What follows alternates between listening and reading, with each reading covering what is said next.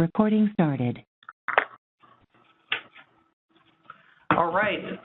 So today's division grand round is going to be on e-cigarettes, and we have Dr. Mao here today. She's an expert in the field, and she actually gave a talk for the department earlier in the year at grand rounds, but I thought it was such an important topic that we asked her to present today on this important topic. We clearly have a lot of patients that are smokers, but we also have more and more patients every day that are transitioning and using e-cigarettes. So without further ado, I'm going to turn the presentation over to Dr. Mao.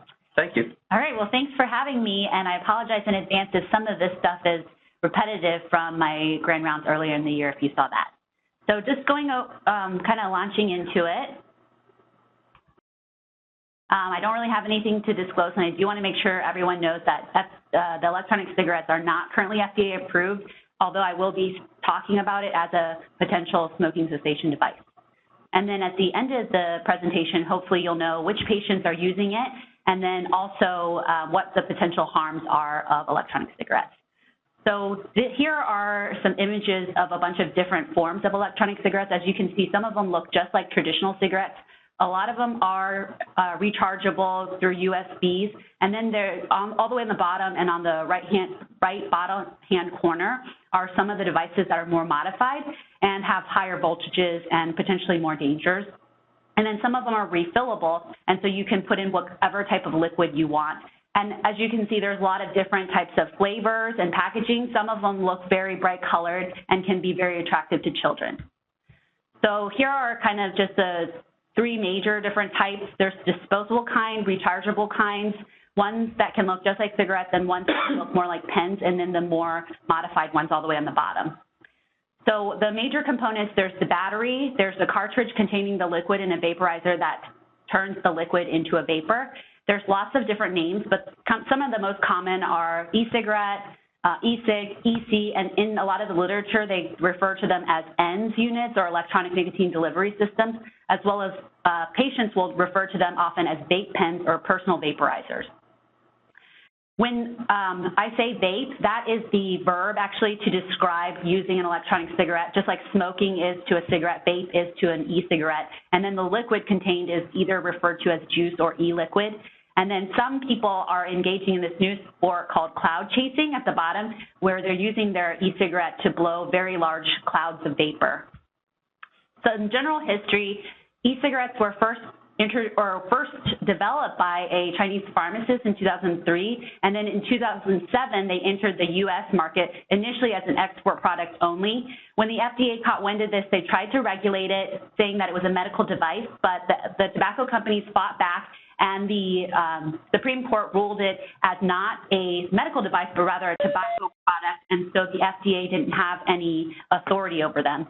OSU did become tobacco-free in 2013, and that does include electronic cigarette smoke. And then finally, the FDA did propose some regulations in 2014, which they submitted for review to the White House in October of 2015. We're still waiting for that to actually come into effect or actually be released to the public. But hopefully in this next year, we'll see some changes. So who's using the electronic cigarettes? Primarily, it's current and former smokers, although a large portion of the population have used electronic cigarettes, and about a third of current users are not smokers. Most concerning is that there has been a very high increase among the youth and adolescent and young adult population. And in particular, use is highest in the young adult population 18 to 24.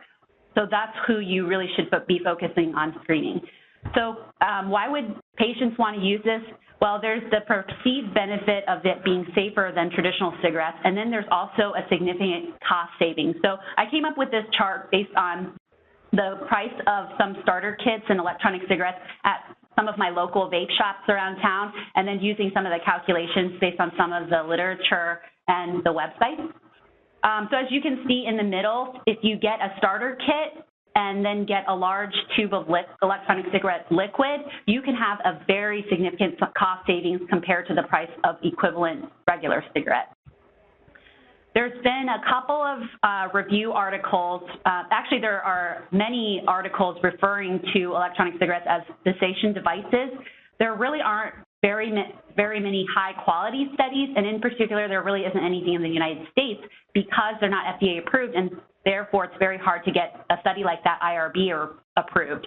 There have been a couple of randomized controlled trials in Italy, and also there's a Flemish study as well that show modest improvement or modest abstinence from cigarette consumption after electronic cigarette use.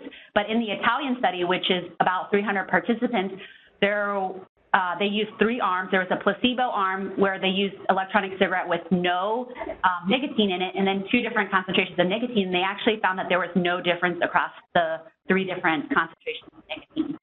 And then there was only a modest abstinence rate of about 8%. And sorry, that stuff's not on this slide. I'm just letting you know. And then the Flemish study was only 48 participants, so really low-quality study. Now, there's 2 larger systematic reviews. One published in 2014 was a Cochrane review, and this said, there was a small number of total participants. It only looked at 2 randomized controlled trials, both of which were very small, and then 11 cohort studies, and overall the quality of the data was very small. But what it did find was that maybe there was a modest benefit in terms of abstinence from cigarette consumption, as well as a decrease in cigarette consumption by at least half for people who were using electronic cigarettes. When they looked at the studies that compared it with FDA-approved products like the patch, they noticed no difference. And then, interestingly, just last week in the Lancet Respiratory Medicine, they released an e-published ahead of print article that was a systematic review of 38 different studies, so a little bit bigger than the Cochrane review. And interestingly, this article said that in electronic cigarette users, they were much less likely to quit cigarettes than non-users. So judging by what data we have out there, I would say that the data is really mixed, and we cannot say at this point that electronic cigarettes can actually be successful as a cessation device. So just to clarify, so non-users, EC users, defined as someone who's not smoking at all, or they're not using electronic cigarettes. So they could be smoking cigarettes? Yes. Okay. For the folks that have joined the lecture, if you could please mute your phones, there's a lot of sound still coming through. Thank you. Another big concern is what is really in electronic cigarettes. If they're not FDA regulated, they're not, there's no quality control in what's going in them. So one of the things that is in a lot of electronic cigarettes is nicotine, but concerningly, you really don't know what you're getting. So some of the package will say, 16 milligrams, but you really don't know if that's true. And actually, the FDA did a small sample study in 2009, and they released the results of that. They looked at 18 different cartridges of some of the most popular electronic cigarettes. In some of them that were or in a couple that were labeled as having no nicotine, they did find small amounts of nicotine, and then they compared 2 that were labeled as having the same concentration, but they actually had, one of them was 3 times as potent as the other. So people may think they're getting a certain amount of nicotine, but they really have no idea. Also, people think, the vapor that is being produced is harmless water vapor, but it's really not water. It's propylene glycol or vegetable glycerin are the primary vehicles that are in the liquid.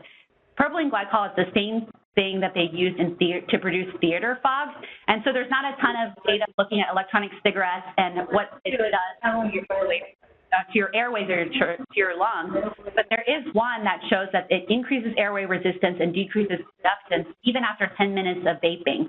And then in theater fog studies, they have shown that people who are occupationally exposed to theater fog for a long period will have increased respiratory problems, including asthma and allergy problems.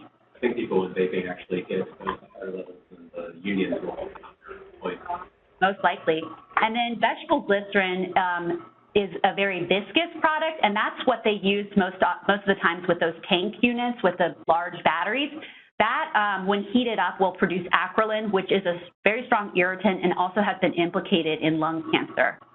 So a new study that just came out this past month looked at alcohol content within electronic cigarettes. You usually don't see very much alcohol in the ones that are produced by the big companies, but now more and more people are getting their liquid from local vape shops where they're just mixing it up in their back room. And there is some alcohol contained within these devices. And even though in this study they did not see these people who were vaping did not feel like they were impaired after vaping, they noticed differences in their function, and so they could be impaired, such as when they're driving. And so now we're thinking if you're vaping, you could even be impaired. And then, of course, there's also many impurities that you can find. And the first two, diethylene glycol and tobacco-specific nitrosamines, are both carcinogens as well as metals. And then some of the flavorings can be dangerous and toxic as well. So just to look a little bit closer at the carcinogens, there are carbonyls that include formaldehyde and acrolein. And then formaldehyde, even though it's not in the liquid component, when you heat all of that stuff up, it can produce formaldehyde. And then also there's volatile compounds. There's many different types of nickels that they found in trace amounts. And then the nicotine that is electronic cigarettes is actually purified from tobacco, and so you will find tobacco-specific nitrosamines. So this is a nice chart that I found from the New England Journal. People have said, oh, well, you know, these are the same carcinogens that you find in cigarettes, and you're going to find them in much lower concentrations in electronic cigarettes. But the New England Journal article actually can refute this claim. So this is the concentration of formaldehyde. All the way on the left you see is on cigarettes, and then all the way on the right is electronic cigarettes. The middle and the right are electronic cigarettes. All the way on the far right, where you see the very high concentration of formaldehyde, is seen when you're using electronic cigarettes at a very high voltage, and that's more with the modified units. So you're not really going to see that in people using the disposable e-cigs or just a traditional vape pen. So in addition to just the components you've seen in the vapor and the liquid, you also have to think about the actual device. So these devices, there's no quality control. A lot of them are made in sweatshops in China, and then they go through the exportation process where they are exposed to the elements. And so there's been several news articles showing that people's electronic cigarettes have exploded or malfunctioned, causing traffic accidents, causing deaths even. We even had a case in the SICU at OSU where this man was severely burned after an electronic cigarette explosion. And then also important to know that a lot of the liquid is now being mixed by the vape shops, and so really anything could be going into them. In Ohio, we do have one regulation, House Bill 144, that went into effect in 2014, which prohibits the distribution and sale to minors of electronic cigarettes, so anyone under 18. And then it also defines electronic cigarettes as an alternative nicotine product. This is important because this means that it is not taxed the same way as traditional cigarettes or tobacco products. And then in 2015, the Senate introduced a bill that would require child-proof packaging on liquid nicotine, and this is passed through the Senate but has not passed through the House committee yet, last I checked. So we're internists. Why would we care about pediatric use? Well, a couple of reasons. One is that cigarette data shows that the vast majority of smokers start smoking before the age of 18. And then nicotine is especially highly addictive in young developing brains. And then e-cigarettes may be a gateway to cigarette use. So we already know that the rate of e-cigarette consumption